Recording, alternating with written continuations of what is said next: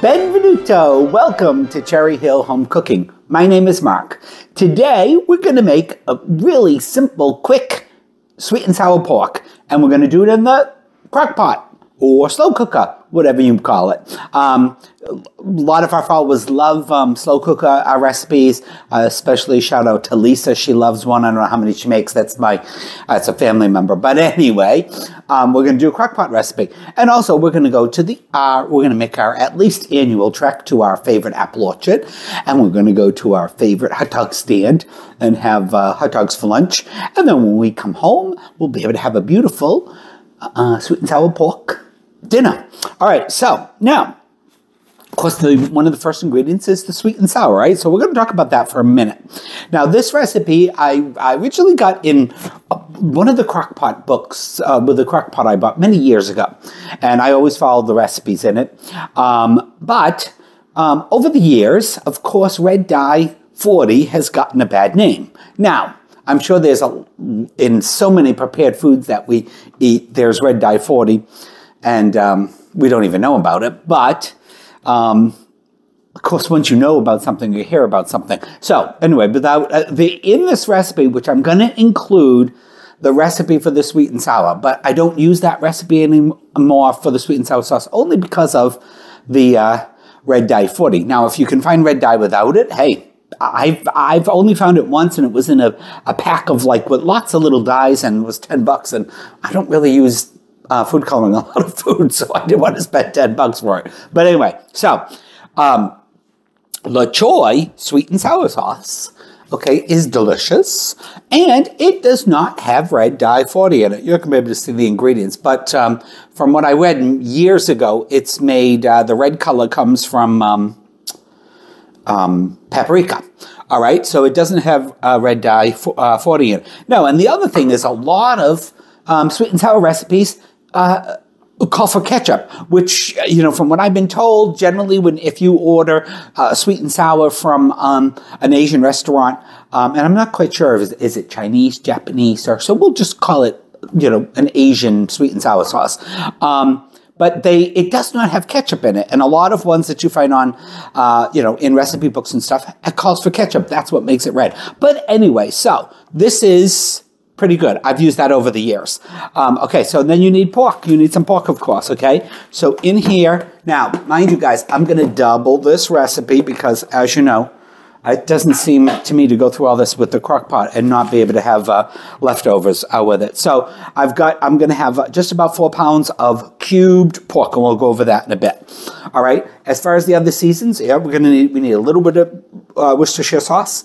We need onion, garlic powder, ginger powder, and I put in some accent or MSG. You can omit that if for whatever reason you don't want to use it. And, of course, some salt and pepper, all right? And we're going to put these all aside because we're going to just go right through with the recipe. All right, so, of course, sweet and sour chicken or pork. Now, generally in sweet and sour chicken, it's got a little bit of coating on it. I don't think pork generally has a battered coating on it, but I could be wrong. But anyway, we're going to need some bell peppers, all right? And, of course, you can use any bell pepper that you so choose, all right? I happen to have some red and greens in there. You can put some orange or yellow, brighten it up a bit. All right, so typical with a red pepper, guys. We'll just cut this up. We're just I'll save those for later, and I'll put them in eggs or something. But we haven't cut a pepper in a while, and you guys know I like to take this little white membrane out, just because, and I cut it as close as I can, just because I find it adds a little bit of a bitter taste to the rest of the dish. So I always cut that out. But if it doesn't bother you, you don't have to.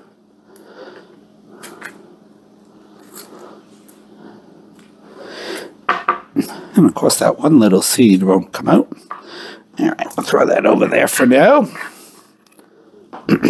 And we're going to need, you're going to need about, for one batch of this, if you're just using 2 pounds of meat, you're going to need about I'm going to say close to about a half a cup of diced onion. I got a half of a large white onion.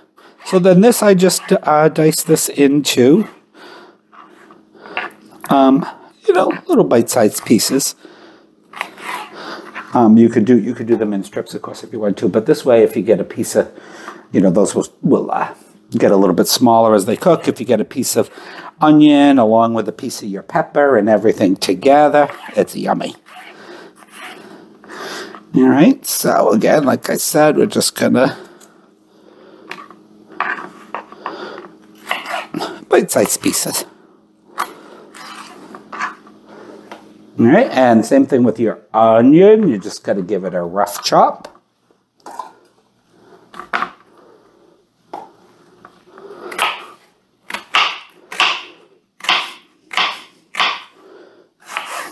And maybe slightly smaller than bite-sized pieces on the onion. All right, that's all there is to it. And they're all jumping out of the bowl onto the counter. Wade is smiling behind the camera. All right, and we don't want to put away this cutting board. Now the reason, I don't know, not that probably any of you noticed this, but I did use my wooden cutting board to cut up the pieces that I prepped, but I didn't use that because I don't like to cut meat on that. So, but anyway, and I wanted to leave one other piece of the pork. So this is just boneless pork chops. All right, you don't have to cut off that little piece of fat, but I do. We have one that I'll fry up, and we're gonna have that for breakfast tomorrow. All right, so then again, we're just gonna cut this into roughly bite-sized cubes. Depends upon how big your bite size, what you consider bite size. That just made me think of something. On my Italian side of the family, we have small mouths in stature, or not big mouths. But as my grandmother used to say to me, she said, "I have a small mouth like her, except it's really big in volume." I think I always talked a lot, even as a child. Surprise, surprise. All right. That's basically all we need to do with those guys. Let me just throw this in here. Wash my hands a bit.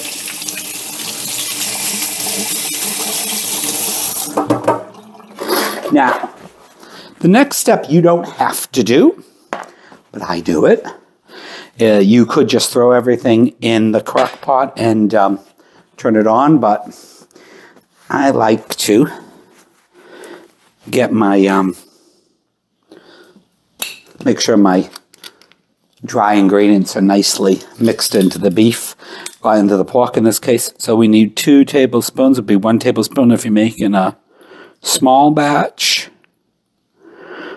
2 tablespoons, and you don't have to do this. Like I said, you can just throw this all in the crock pot.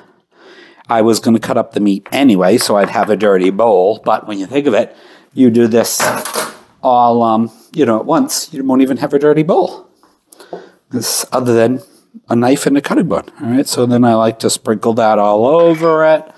We'll put a little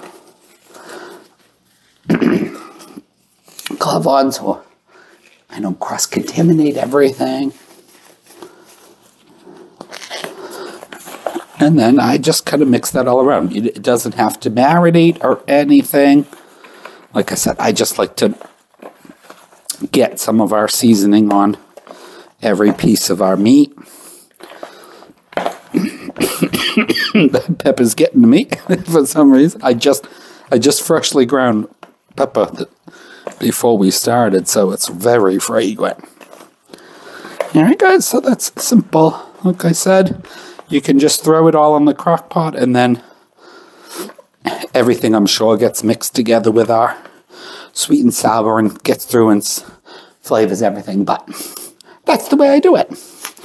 All right, so I'll do one little bit of rinse. Now, you've got 2 choices. You can cook this on high for, say, 4 to 5 hours. Low 6 to 7.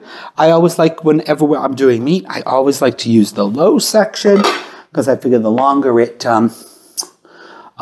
stews in the meat, the softer it's going to get. So we got all our veggies, guys. Now this is a 6-quart crock pot. If you're doing one batch, you could do a 4-quart, if that's what you got. Excuse me. You get something to toss it with, and then we got all our pork.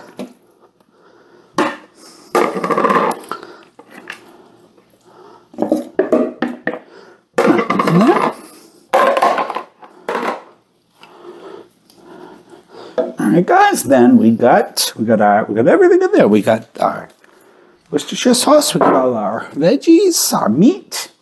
All right, and then we just need to pour in our sweet and sour sauce.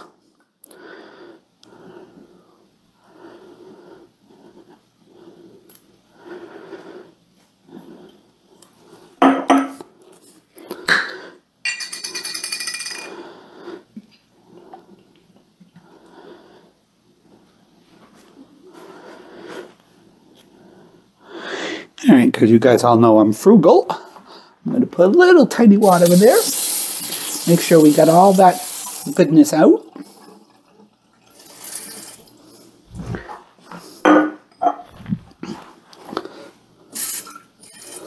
We paid for it. Oh, Wade's giving you a view of the sleeping giant. That's Bug.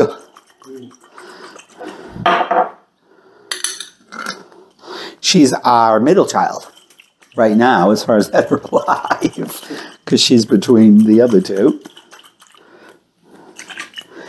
All right, so we got a little bit in there. Plus it thins it down to slightly, little bit. Not going to really be that much, but. All right, guys, then you can give that a little bit of a toss.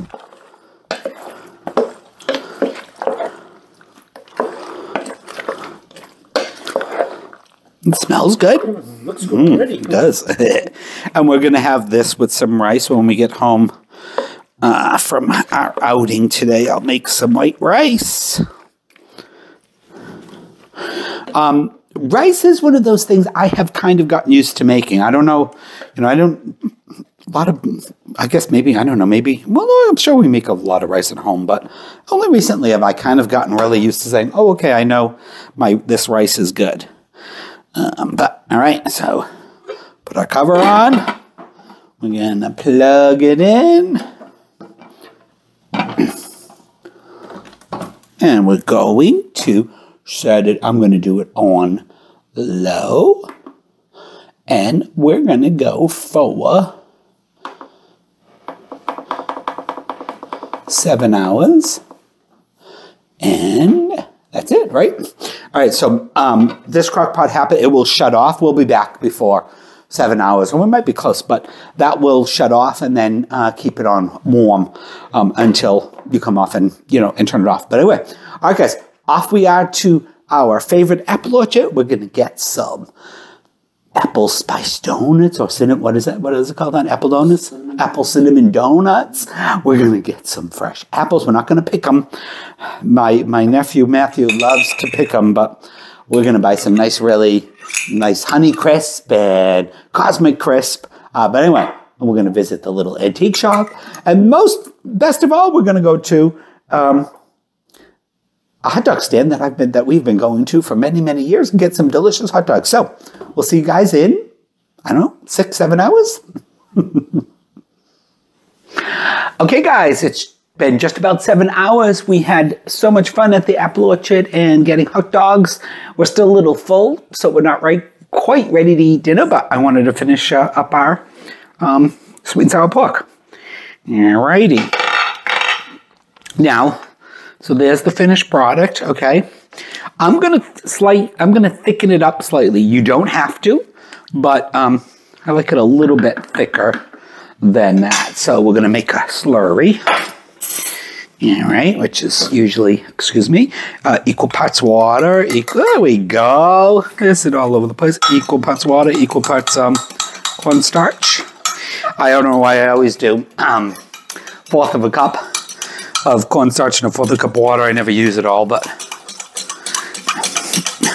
and of course, I'm covering up my mic. Are you getting me? Of course, this is completely up to you. You don't have to thicken it, or you can make it as thick as you'd like. But we'll just start by pouring a little in, and it almost instantly thickens up.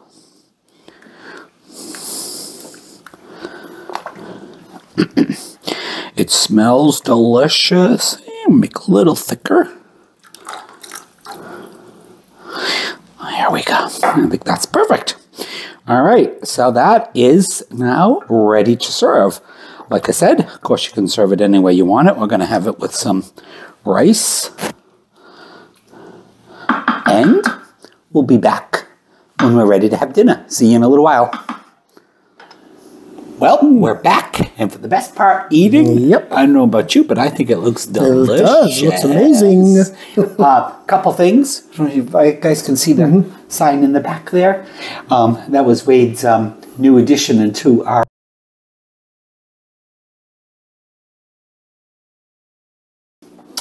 Well, guys, I was going to say...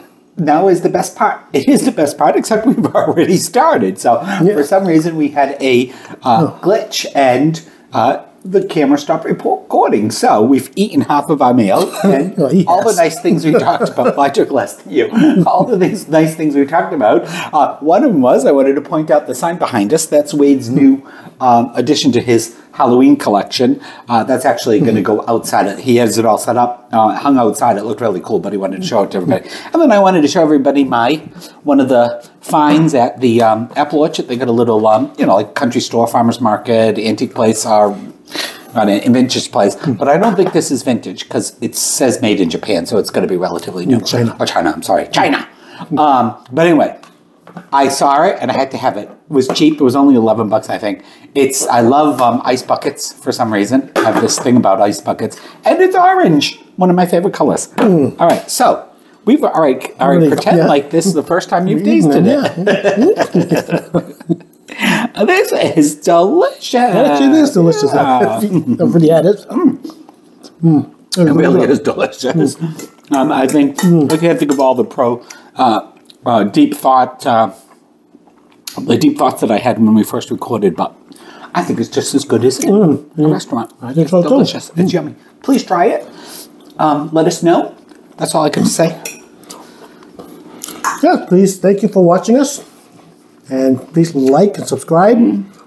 Check out cherryhillhomecooking.com, even though it's under maintenance, so some pages may not render correctly, but I'm working on it. But you always have the ingredients in the YouTube video, the description, and all the ingredient amounts and so on and so forth. It may not have, of course, if for some reason something isn't loaded, it's not going to have the play-by-play like as we're making it, but all the ingredients are there, so, right? Yep. In the YouTube part. Right. In the description. In the description, thank you. That's what I was thinking. You get to a certain age, you can't remember how to talk. Thank you for joining us. See you in the next video. Ciao. Bye. That is delish.